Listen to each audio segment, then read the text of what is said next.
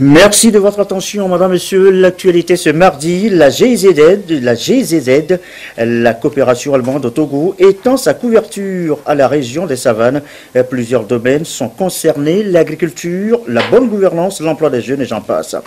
3 sacs d'engrais subventionnés à 9 000 francs. L'État togolais vient en aide aux agriculteurs vulnérables. Mais comment accéder à cette subvention? Eh bien, une campagne de sensibilisation explique en ce moment même le mécanisme, l'étape de Gapé-Centre dans le Zion et de Niamtougou ce soir. 5 lutteurs pour défendre les couleurs nationales au tournoi de Dakar. Ce sera à partir de ce 14 mai jusqu'au 17 prochain. Le drapeau leur a été officiellement remis ce matin par le ministre des Sports. Voilà, madame, monsieur, le sommaire.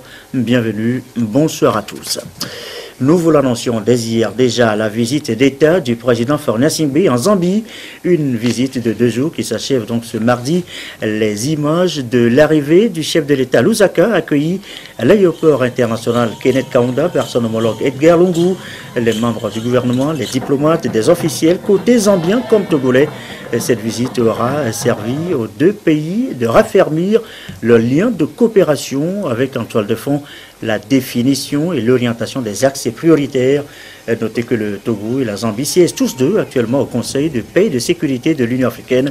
La paix, le maintien de la paix a été donc un sujet très important évoqué aussi lors des entretiens entre les 2 délégations.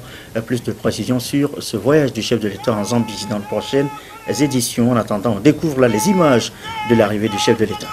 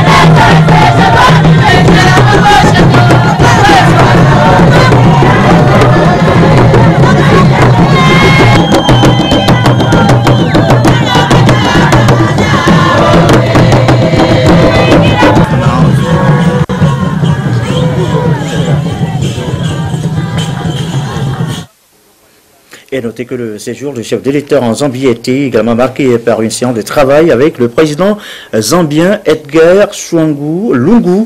Le président Faure Gnassingbé a rendu une visite à l'ancien président Kenneth Kaunda. Le chef de l'État était hier hôte à dîner du président zambien avant de se rendre ce matin au mémorial des anciens présidents. Le chef de l'État a visité également l'usine de production d'acier et de fer en Zambie. Des informations sur lesquelles nous reviendrons bien évidemment en images avec notre envoyé spécial une fois de retour dans les prochaines éditions.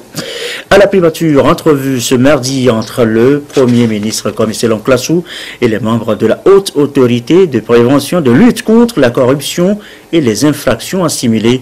La délégation a fait au chef du gouvernement le rapport de sa prise de fonction et formulé une demande d'appui du gouvernement à leurs activités. Les précisions avec le président de cette haute autorité.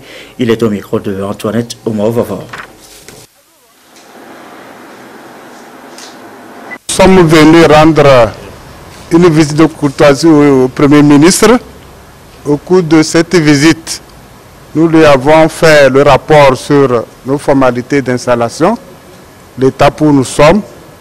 Et en retour, nous avons sollicité son appui pour aller de l'avant. Il nous a rassurés, il nous a promis son appui, il nous a donné des conseils, il nous a donné des précisions dans la mission que lui, le gouvernement et le chef de l'État nous ont confiée. Voilà, c'était donc l'audience accordée ce matin par le Premier ministre. L'Allemagne, nous l'annoncions à titre tout à l'heure, l'Allemagne aux côtés du Togo dans la région des savanes. La GIZ, la coopération allemande, couvre désormais la zone avec des interventions diversifiées. L'agriculture, la formation professionnelle, la bonne gouvernance, l'emploi des jeunes et j'en passe. Les activités viennent d'être officiellement lancées sur place. La correspondance de Désiré Aloy et notre bureau à Dapan. C'est un processus d'élargissement régional des activités de la coopération technique allemande qui s'entame. La République d'Allemagne, fière de la diplomatie agissante entre elle et le Togo, répond favorablement à cette politique à la base pour appuyer le Togo. Ça veut dire ici à Dapaong, les prochaines étapes seront surtout dans le cadre de l'agriculture. En fait, nous débuterons avec le développement, avec des projets d'agriculture qui visent premièrement le relancement de la cultivation des arachides ici au nord, le renforcement des productrices, des femmes dans la chaîne de valeur du soja, appuyant aussi des petits producteurs dans l'entrepreneuriat, dans la chaîne de la mise en valeur de l'anarcar. Projet majeur dans la décentralisation ainsi que la bonne gouvernance, la formation professionnelle et l'emploi des jeunes qui visent à mettre en œuvre le système dual. Les populations de la région des savanes bénéficieront désormais de cette coopération d'appui au développement de la République fédérale d'Allemagne. Donc je suis heureux d'être ici aussi aujourd'hui. Je crois que c'est un jour important pour le Togo et pour la coopération germano-togolaise.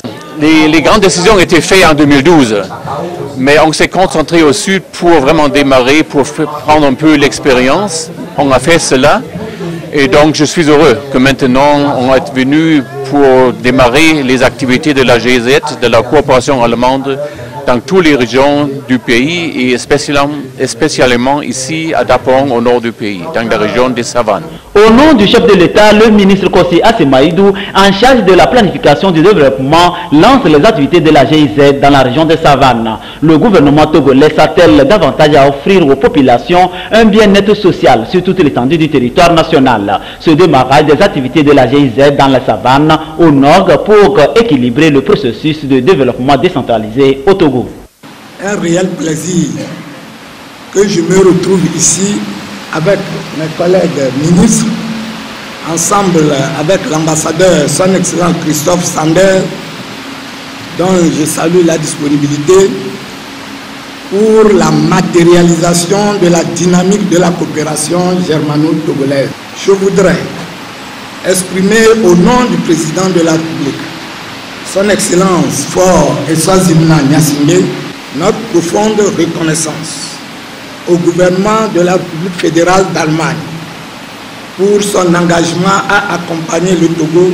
Cette extension vient à point nommé conforter la priorité accordée aux régions dans le processus d'élaboration de notre plan national de développement, le PND, pour la période 2018-2022, qui mettra l'accent sur les régions et essentiellement sur la région des savanes, afin de réduire les inégalités sociales conformément aux principes des objectifs de développement durable et conformément à la vision du chef de l'État de placer ce mandat sous le sceau social. Les bénéficiaires directs remercient la GIZ, la coopération allemande et saluent de vive voix la politique de décentralisation et celle sociale du chef de l'État. Et c'est avec joie que toute la communauté, la région des savanes accueille ce lancement officiel et qui a été l'œuvre du chef de l'État qui a voulu que la population des savanes puisse sortir de l'ornière, sortir des difficultés qu'elle rencontre dans son économie, surtout dans le pouvoir d'achat de nos populations. Un lancement des activités de la GIZ suivi d'une discussion en panel sur les attentes des programmes de développement. Un message fort en définitive de la GIZ. Les programmes qui vont démarrer leur activité s'inscrivent pleinement dans la politique du gouvernement togolais. Une politique à accompagner techniquement et financièrement par la République fédérale d'Allemagne pour réaliser les objectifs de développement durable ODD au Togo. Togodo et son complexe dans le Haro, bientôt doté d'un plan d'aménagement et de gestion de ses aires protégées. Les grands axes de ce plan ont fait l'objet d'une rencontre à Ngotchan, le compte rendu de Yves Abevivi. Disposant d'énormes potentialités floristiques et fauniques, dont la valorisation pourrait contribuer au développement socio-économique des communautés riveraines, l'aire protégée de Togodo a été gérée jusqu'en 2014 avec des difficultés techniques, matérielles, financières et d'ordre organisationnel. En vue de renforcer les structures locales de gestion du complexe et développer certains outils de gestion sur la base d'une approche participative, une stratégie de surveillance incluant les populations locales a été élaborée et mise en œuvre depuis 2016. Des efforts enregistrés avec l'appui de la GIZ et dans le contexte du projet Réserve de biosphère transfrontalière du Delta du Mono, et c'est pour une gestion durable qu'un plan d'aménagement et de gestion du complexe d'aires protégées de Togodo a été élaboré, et c'est le dit document qui a été soumis à validation à notre chaîne. Dans le cadre de notre projet Réserve de biosphère transfrontalière, on a vu le potentiel de Togodo à intégrer dans la réserve de biosphère transfrontalière. Il fallait forcément couvrir tous ces aspects. Et ça, comme je l'ai dit, on ne peut pas le faire isolément comme ça, un peu de surveillance, un peu de tourisme, un peu de recherche, etc. Il faut qu'on le structure autour d'une stratégie et qu'on fixe ça dans un document.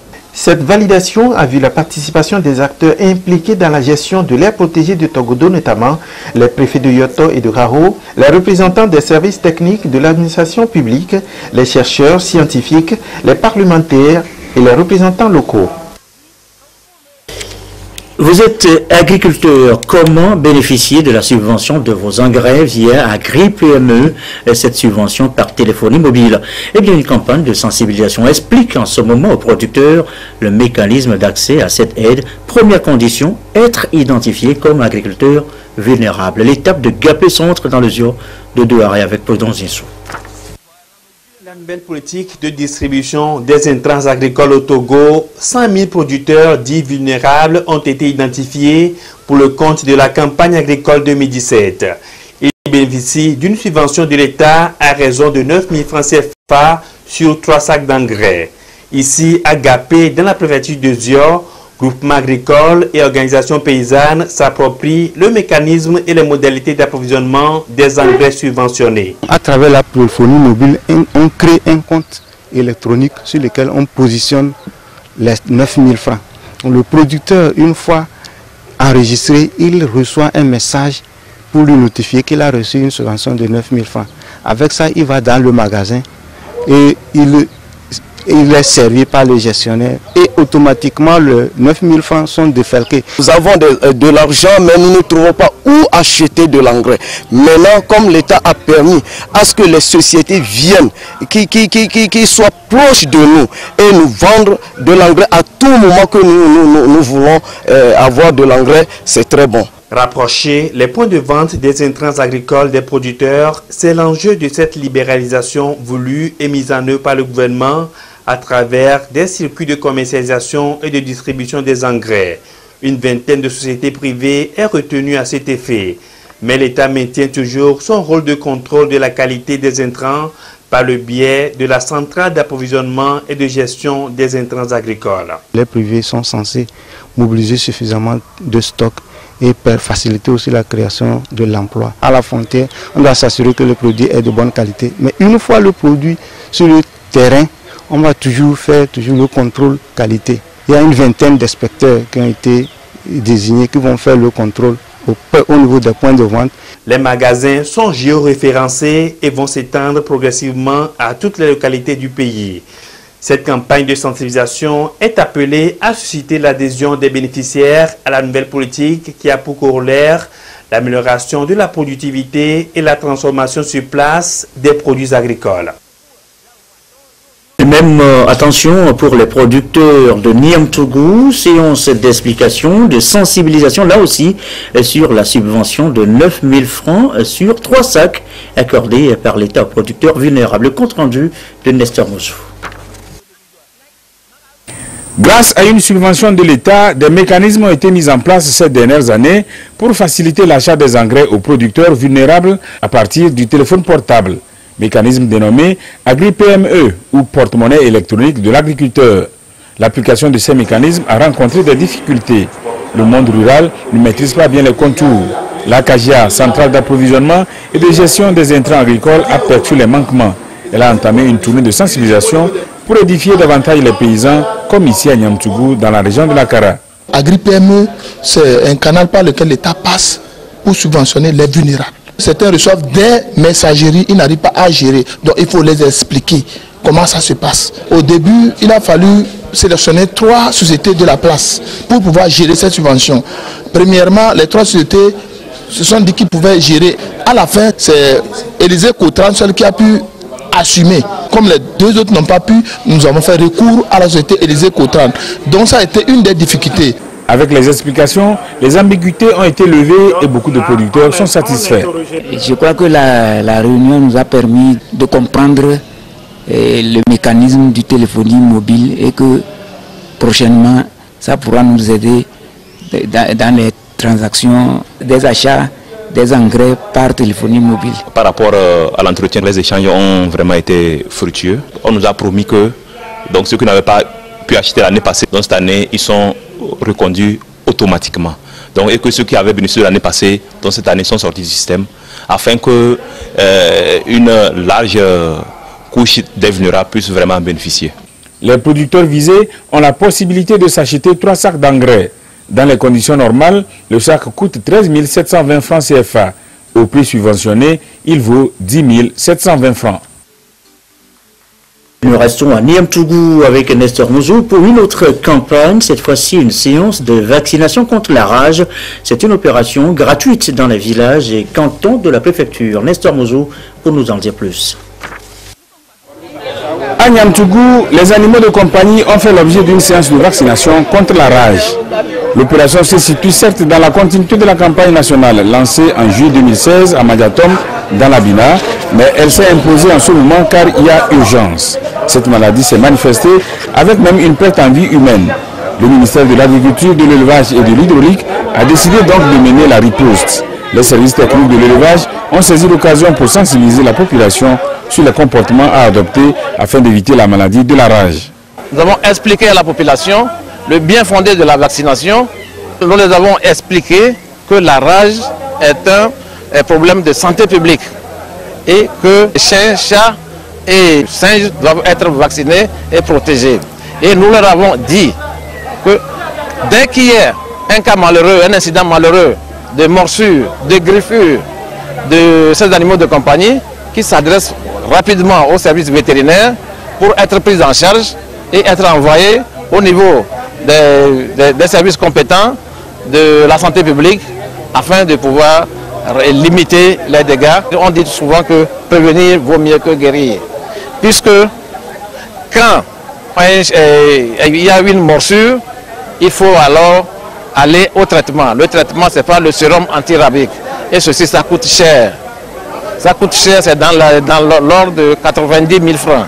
Après cette vaccination sur place à Niamtougou, des équipes mobiles vont sillonner tous les cantons et villages de la préfecture de Doufelgou pour élargir la ceinture vaccinale. Il est 20h19 à l'étranger, en France. À gauche, l'élection d'Emmanuel Macron sème la zizanie au Parti Socialiste. Manuel Valls a pris sa décision. Il indique qu'il veut rejoindre En Marche pour les législatives. Manuel Valls offre ses services. Il propose sa candidature aux législatives à Emmanuel Macron. Moi, je serai candidat de la majorité présidentielle. Je souhaite m'inscrire dans ce mouvement qui est le sien, La République En Marche. Je ne suis pas en embuscade. Je veux la réussite d'Emmanuel Macron. Quelques minutes plus tard, réponse sans enthousiasme du camp d'Emmanuel Macron, avec un message, aucun traitement de faveur. Si vous ne déposez pas votre candidature, vous ne pouvez pas être investi par En Marche. Mais là, c'est trop tard, parce que c'est jeudi que vous donnerez les noms. Écoutez, il lui reste 24 heures. La procédure est la même pour tout le monde, ancien Premier ministre compris. Du côté du PS, réunion sous haute tension, la démarche de Manuel Valls est accueillie avec colère. C'est pas parce que les moments sont difficiles qu'on doit tourner le dos à sa famille politique. En politique, ce qui compte, c'est la crédibilité de la parole, la confiance, et je pense qu'il n'y a plus beaucoup de gens dans ce pays qui font confiance à la parole de M. Valls. Le premier secrétaire du PS fait une mise au point. L'ancien Premier ministre socialiste devra quitter le parti. Il y a un principe simple, c'est qu'au Parti socialiste, il n'y a pas la double appartenance. Soit on est avec le Parti socialiste, soit on est dans une autre formation politique. C'est pas grave, c'est un choix. Un choix que Manuel Valls a essayé d'expliquer aujourd'hui à ses proches lors de 2 réunions successives à l'Assemblée nationale. 2 d'entre eux pourraient également être candidats. Malek Bouti a déjà sollicité l'investiture d'En Marche. Gilles Savary souhaite faire de même. Et voilà donc la politique en France. Retour chez nous dans le reste de l'actualité. Les enfants en situation de handicap, ils ont aussi droit à l'éducation, mais à une prise en charge adaptée. Inspecteurs et conseillers pédagogiques se recyclent donc pour mieux prendre en charge ces enfants. Désiré Aloy.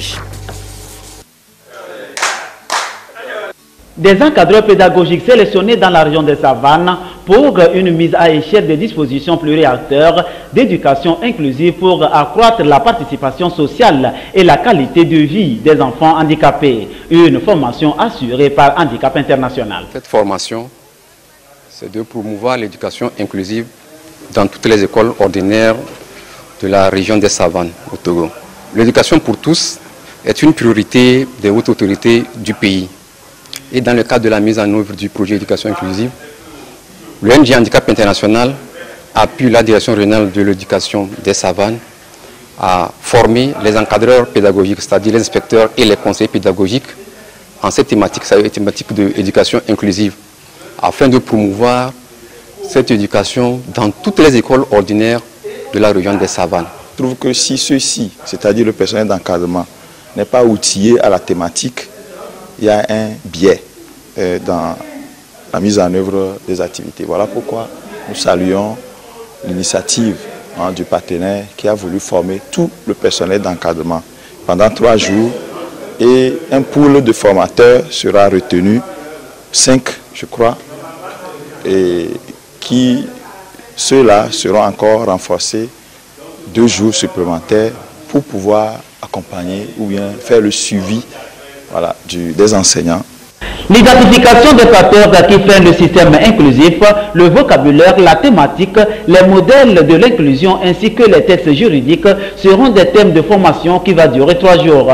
Une formation afin que les bénéficiaires soient aptes pour faciliter l'éducation inclusive et par là celle sociale des enfants vulnérables en général et ceux handicapés en particulier. À suivre maintenant les journées culturelles à l'Université de Lomé, la remise de drapeaux aux lutteurs, l'exposition des artistes internationaux pour leur association. Mais d'abord, les journées culturelles de l'Université de Lomé, lancées hier sur le campus, une semaine d'activités qui valorisent les richesses culturelles de notre terroir, à voir et à regarder lors des différentes manifestations prévues au programme. Les précisions, Sonia Menipo, Maoutou Adjossi. Et oui, ces chants chorales donnent ainsi officiellement le ton aux festivités marquant les journées culturelles de l'Université de Lomé, édition 2017. Des moments de répit par lesquels les étudiants laissent leurs stylos et documents pour se consacrer aux activités extra-académiques, histoire de démontrer des talents cachés en eux. Un intellectuel complet n'est pas celui qui a seulement que les connaissances livresques, mais celui-là qui est quand même aguerri de ses connaissances livresques, bien sûr, culturelles et aussi sportives. Et à mes camarades étudiants, je leur dis quand même de sortir et de profiter de ce moment pour se découvrir. C'est très important.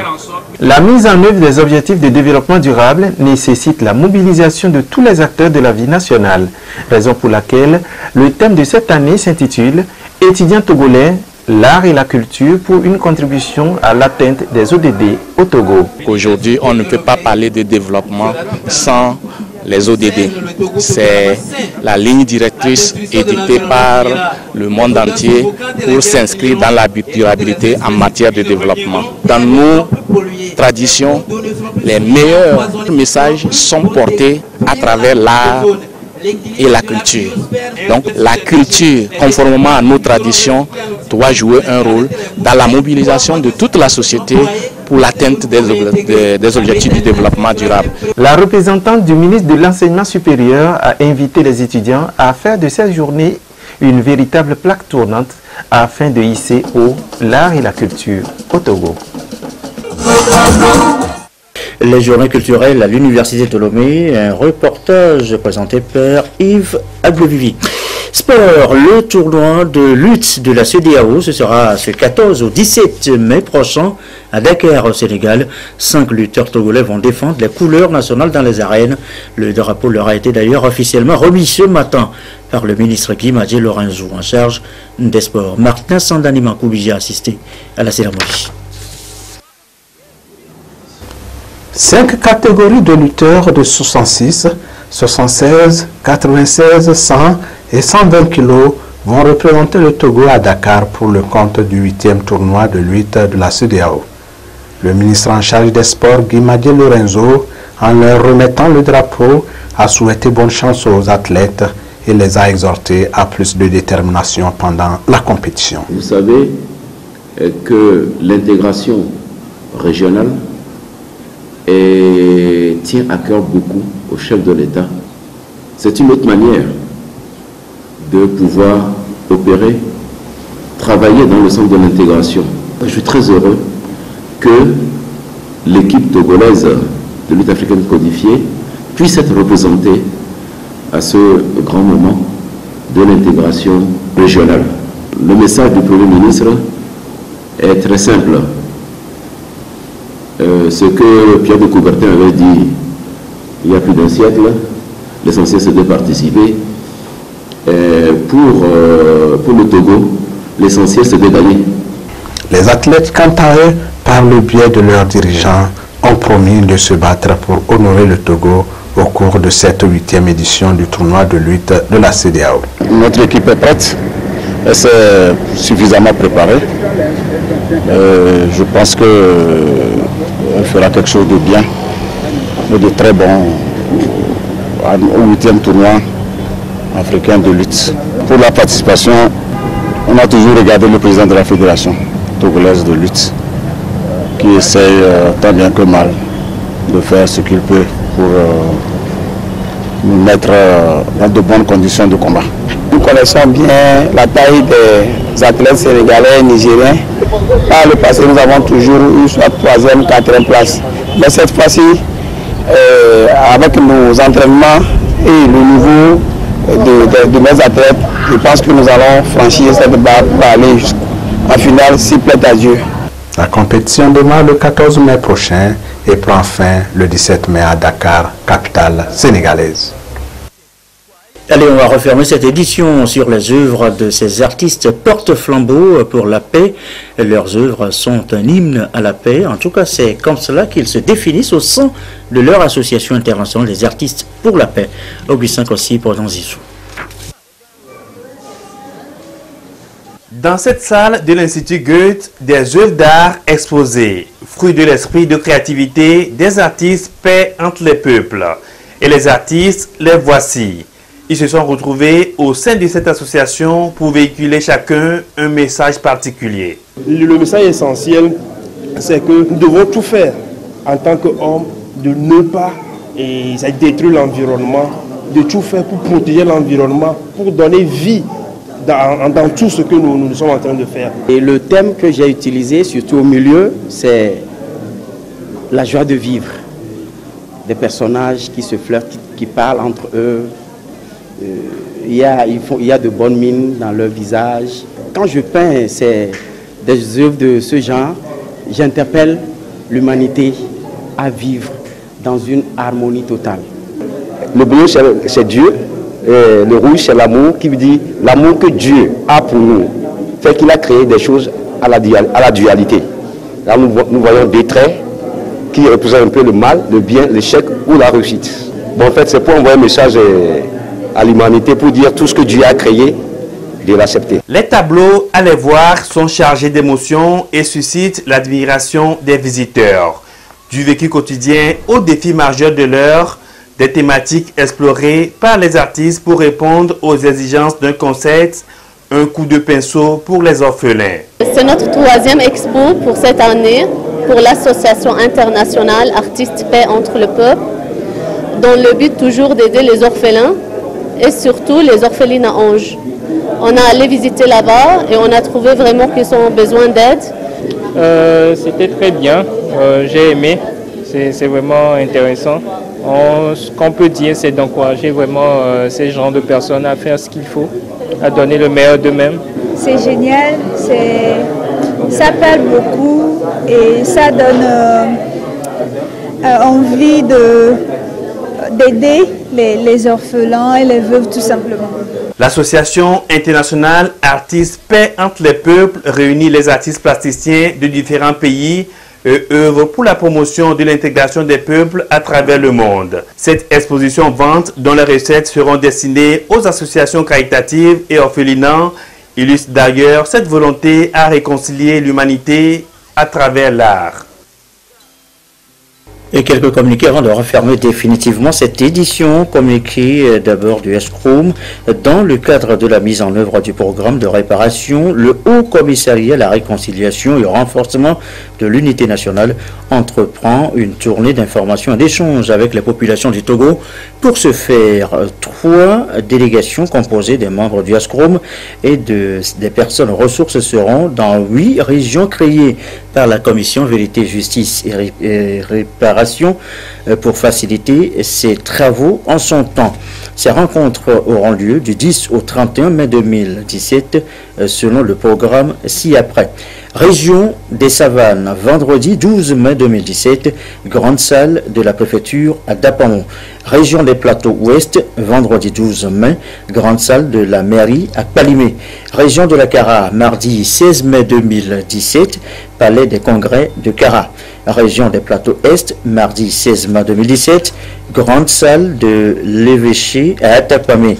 Région centrale, vendredi 19 mai 2017, grande salle des affaires sociales à Sokolé. Région maritime nord, vendredi 19 mai, hôtel Saint-Georges à Thélier. Région maritime sud, mercredi 17 mai à Néron. Préfecture du Golfe, préfecture d'Agoué, Lomé et ses arrondissements à préciser. Les populations de ces différentes localités sont priées de prendre massivement part à ces séances d'information et d'échange afin d'une meilleure compréhension du processus de réconciliation, notamment le programme de réparation. Autre communiqué, le dernier ce soir, communiqué du ministère de la Défense et des Anciens Combattants. Le ministre de la Défense et des Anciens Combattants communique en référence au communiqué en date du 16 février 2017 relatif au recrutement général et au recrutement des spécialistes dans les forces armées togolaises. Le calendrier des 10 recrutements est fixé comme vous pourriez consulter ce calendrier là dans le quotidien national le Togo Presse. Les candidats ayant déposé les dossiers dans les brigades de gendarmerie des préfectures d'origine ou de résidence sont priés de se présenter en tenue de sport dans les centres de recrutement suscités que vous pourriez consulter donc dans le quotidien national Togo Presse à partir de 6 heures munis d'une pièce d'identité. Voilà qui me fin à cette édition du soir. Merci à vous qui nous suivez encore ce soir et de partout sur la télévision togolaise et comme d'habitude, toujours fidèlement. Très belle soirée.